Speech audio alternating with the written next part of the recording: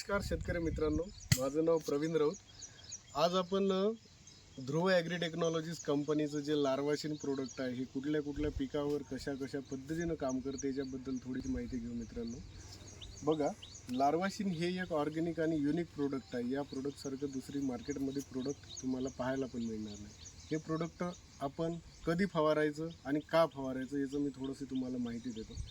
बघा, कुठलंही पीक राहू द्या, त्याच्यामध्ये सोयाबीन असो किंवा आपली पराठी असो, याच्यामध्ये सर्वात पहिले रसशोषित किडी येते, ज्याच्यामुळे मित्रांनो मावा, तुडतुडे, फुलकिडे, पांढरी माशी या प्रकारच्या किडी काय करते, झाडावरचं जे कवडं पान आहे त्याच्यातला रस शोषित करते, त्यामुळे झाडाला बऱ्यापैकी इजा होते।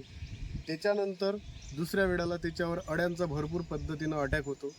अळ्या झाल्याच्या नंतर काही दिवसानंतर आपलं पीक जेव्हा फळाच्या अवस्थेत येतो किंवा बोंडाच्या अवस्थेमध्ये कॉटन येतो, त्यावेळेला जंगली जनावरांचा खूप मोठ्या प्रमाणात त्याच्यावर अटॅक होतो। त्याच्यामध्ये जंगली डुक्कर, बंदरं, सायल, उंदीर या पद्धतीचा त्याच्यावर अटॅक होतो। बघा मित्रांनो, सुरुवातीला जर आपण या स्टेजमध्ये किंवा याच्या पहिल्या स्टेजमध्ये लार्वाशीन 20 ml पर पंपच्या हिशोबानं जर आपण स्प्रे केला तर त्याच्यामध्ये काय होतं, स्प्रे झाल्याच्या नंतर सर्व जे झाड आहे हे झाड पूर्ण कडू करून टाकते।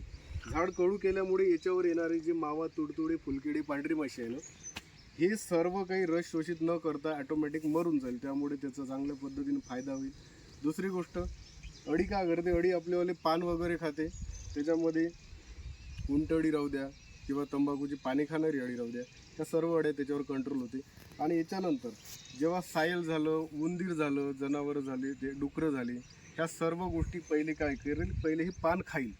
पान खाल्ल्याच्या नंतर मित्रांनो ते जेव्हा बागुळ करते, ते जेव्हा खाते ना, तेव्हा त्याला ते थोडं कडू लागते। एकदा त्याला पान कडू लागलं की ते पुन्हा तुमच्या शेतामध्ये पायही ठेवणार नाही। एक जंगली जनावरांचा तो एक चांगला आपल्याला अडथळा होऊन जाते, म्हणजे जंगली जनावर आपल्या शेतामध्ये येणारच नाही।